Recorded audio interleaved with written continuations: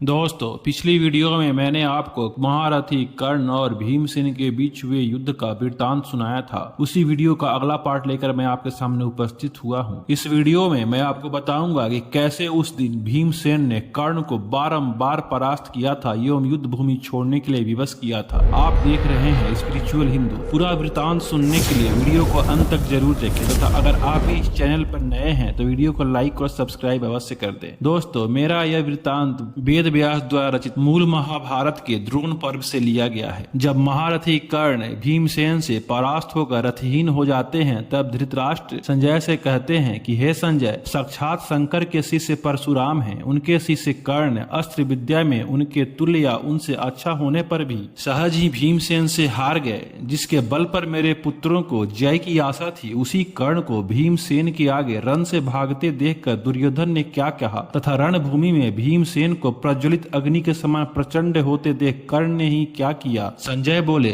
महाराज, महारथी कर्ण पुनः विधि पूर्वक सुसज्जित होकर अन्य रथ पर बैठकर प्रचंड आंधी के समान उमड़ते हुए महासागर की तरह वेग से भीमसेन की ओर चले। उस समय कर्ण को कुपित देखकर आपके पुत्रों ने समझा कि भीमसेन अब आग में घिरे हुए मनुष्य के समान जीवित नहीं बच सकते हैं। महापराक्रमी कर्ण ने धनुष की डोरी बजाकर ताल ठोके। कर्ण और भीमसेन में पुनः घोर संग्राम होने लगा। दोनों ही कुपित विषैले सर्प की तरह श्वास भर रहे थे। परस्पर प्रहार करने से दोनों के शरीर छिन्न भिन्न हो गए थे। वे दो कुपित व्याघ्रों की तरह, दो झपट रहे बाजों की तरह तथा दो क्रोधांत सर्पों की तरह संग्राम करने लगे। लड़कपन से अब तक मिले दुखों और क्लेशों का ख्याल करके शत्रु दमन धर्मात्मा भीमसेन अपने जीवन से उब गए। वह स्वर्ण पृष्ठ शोभित भारी धनुष चढ़ाकर जान पर खेलकर कर्ण के पास पहुंचे। कर्ण के रथ पर सुतीक्ष्ण असंख्य बाण बरसाकर भीमसेन प्राणपण से युद्ध करने लगे। उनकी बाण वर्षा से सूर्य का प्रकाश छिप गया, अंधेरा सा छा गया। महारथी महाबाहु महाबली कर्ण ने अस्कर फुर्ती के साथ अपने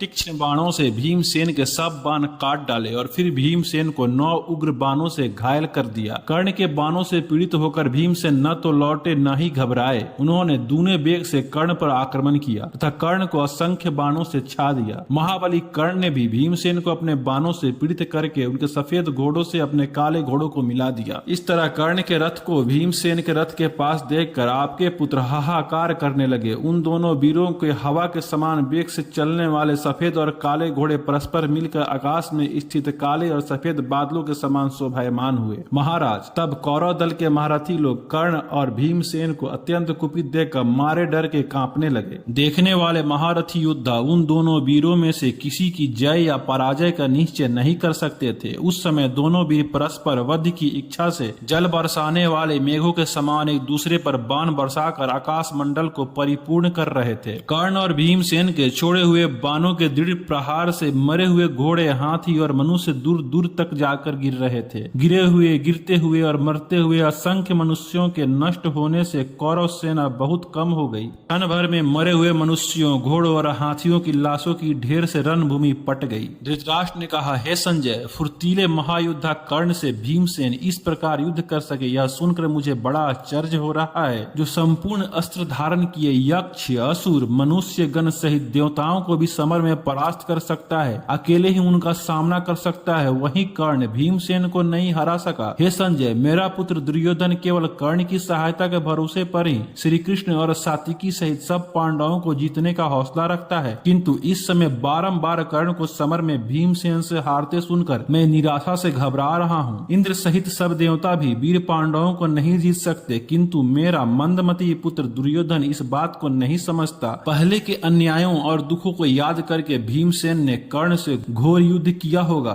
इसलिए हे संजय, तुम मुझसे कहो कि परस्पर वध करने के लिए उद्यत श्रेष्ठ योद्धा महाबली कर्ण और भीमसेन ने किस तरह कठिन संग्राम किया। संजय ने कहा, राजन, वन में भिड़ने वाले दो मदमस्त हाथियों की तरह परस्पर वध करने के लिए उद्यत महारथी कर्ण और महाबली भीमसेन ने जिस तरह से युद्ध किया सो सुनिए। महाप्रकर्मी कर्ण ने अत्यंत क्रुद्ध होकर क्रोधांत भीमसेन को 30 बाण मारे। भीमसेन ने भी पैने बाणों से कर्ण का धनुष काटकर एक भल्ल बाण से उनके सारथी को मार डाला। सारथी मरकर रथ से नीचे गिर पड़ा। तब क्रोधांत होकर कर्ण ने सुवर्ण दंड से शोभित काल दंड के समान प्राण हरने वाली महाशक्ति हाथ में ली। उन्होंने वज्र के समान भयानक व शक्ति तान कर भीमसेन को मारी और भयंकर सिंहनाद करने लगे। तब महावीर भीमसेन भीमसेन ने प्राणों की खोज सी कर रही अग्नि और सूर्य के समान प्रभावपूर्ण, बिना केंचुल के भुजंग के समान भीषण, वह कर्ण के द्वारा छोड़ी हुई शक्ति आते देखकर आकाश में ही 7 बाणों से उसे काट डाला। वे कुपित होकर कर्ण के ऊपर मयूर पत्र शोभित स्वर्ण पंख युक्त सिल्ली पकड़ कर तेज किए गए यमदंड तुल्य असंख्य बाण बरसाने लगे। कर्ण भी स्वर्ण पृष्ठ युक्त दूसरा धनुष लेकर उस पर डोरी चढ़ाकर भीमसेन को बाण वर्षा से पीड़ित करने लगे। उन्होंने 9 तीक्ष्ण बाणों से कर्ण के सभी बाणों को काटकर घोर सिंहनाद किया। इसी तरह उन दोनों का घोर संग्राम होने लगा। वे दोनों वीर कभी हंसते, कभी भिड़कते और कभी शंख बजाते थे। इसी बीच महावीर भीमसेन ने कर्ण के धनुष की मूठ काट डाली, फिर उनके घोड़ों को नष्ट करके उनके सारथी को मारकर गिरा दिया। इस प्रकार भीमसेन के बाणों से धनुष कटने तथा सारथी और घोड़ों के मरने से महावीर कर्ण चिंता के सागर में डूब गए। उनसे कुछ करते धरते न बन पड़ा। महाराज, राजा दुर्योधन ने कर्ण को अत्यंत संकट में पड़े देखकर क्रोधान्ध होकर दुर्जय से कहा, भाई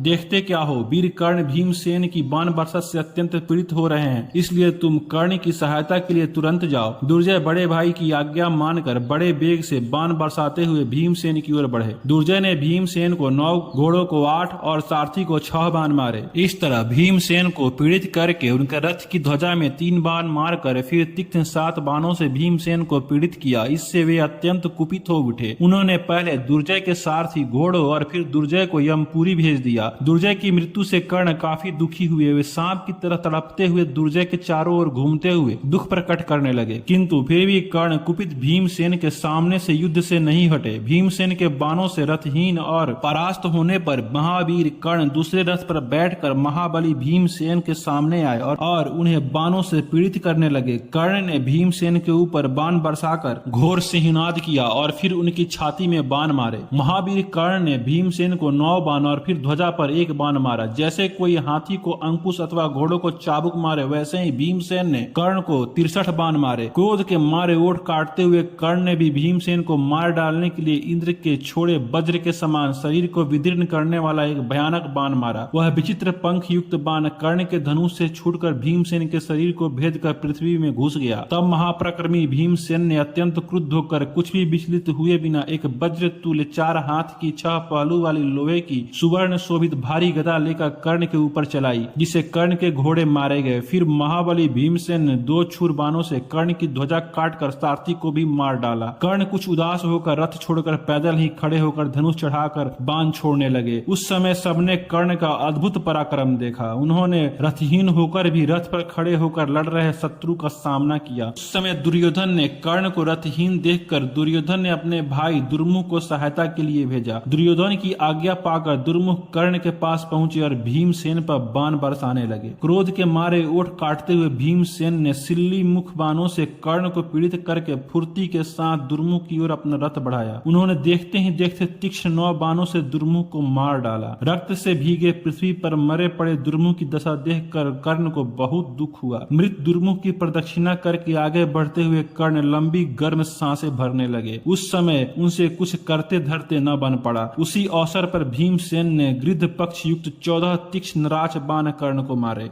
वे सुवर्ण पंख युक्त बाण कर्ण के सुवर्ण शोभित कवच को तोड़कर उनके शरीर में घुस गए। वे बाण कर्ण का रक्त पीकर काल प्रेरित क्रुद्ध सर्पों की तरह पृथ्वी में घुस गए। कर्ण ने भी क्रुद्ध होकर कुछ विचार न करके भीमसेन को 14 सुवर्ण भूषित तीक्ष्ण नराच बाण मारे। भीमसेन के बाएं हाथ को घायल करके वे भयानक बाण क्रौंच पर्वत के छेद में पक्षियों की तरह पृथ्वी में घुस गए। मर्म भेदी नराचों से अत्यंत घायल भीमसेन के शरीर से पहाड़ के झरने की तरह बहुत सा रक्त बह चला। तब भीमसेन ने क्रोधान्ध होकर गरुड़ के समान वेगशाली 3 उग्र बाण कर्ण को मारे और 7 बाणों से उनके सारथी को घायल कर दिया। भीमसेन के बाण की चोट से अत्यंत विह्वल और भयभीत होकर महायशस्वी कर्ण तेजी के साथ घोड़ों को हाँककर रणभूमि से भाग गए। स्वर्ण शोभित धनुष चढ़ाकर भीमसेन प्रज्वलित अग्नि के समान रणभूमि में विचरने लगे। कोई महारथी उनका सामना न कर सका। धृतराष्ट्र ने कहा, हे संजय, उस पौरुष को धिक्कार है जो किसी काम नहीं आता। था। दुर्योधन के मुख से मैंने बारंबार सुना है कि कर्ण अकेले ही कृष्ण सहित सब पांडवों को हरा सकता है। कर्ण के समान कोई दूसरा योद्धा पृथ्वी पर मुझे नहीं जान पड़ता। जिस समय कर्ण मेरा सहायक हो उस समय समस्त देवता भी मेरा सामना नहीं कर सकते। दिन पांडवों की तो कुछ बात ही नहीं है। अब उसी कर्ण को भीमसेन से हार कर बीपहीन सर्प की तरह युद्ध भूमि से भागते देखकर दुर्योधन ने क्या कहा, महाराज कर्ण को परास्त देखकर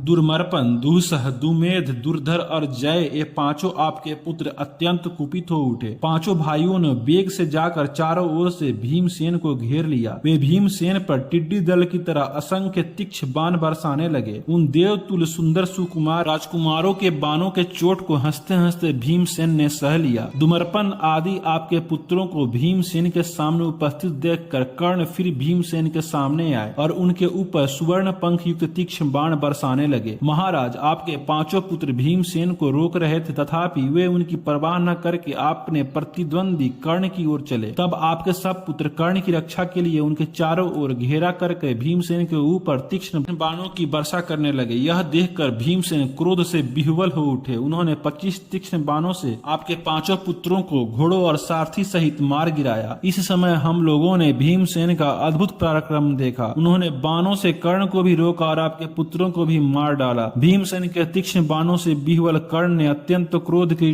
दृष्टि से उनको देखा। भीमसेन क्रोध से लाल आंखें करके धनुष चढ़ाकर बारंबार कर्ण की ओर देखने लगे। दोस्तों, तो यह रहा भीमसेन और कर्ण के बीच हुए उस दिन का युद्ध का संपूर्ण वृत्तांत। किंतु कर्ण ने भी भीमसेन से अपना बदला लिया था और भीमसेन को भी बारंबार परास्त कर उनको जीवन दान दिया था। अगर उस संदर्भ में आपको वीडियो चाहिए कमेंट सेक्शन में कमेंट अवश्य करें, तथा अगर वृत्तांत अच्छा लगा हो तो वीडियो को लाइक तथा चैनल को सब्सक्राइब अवश्य करें।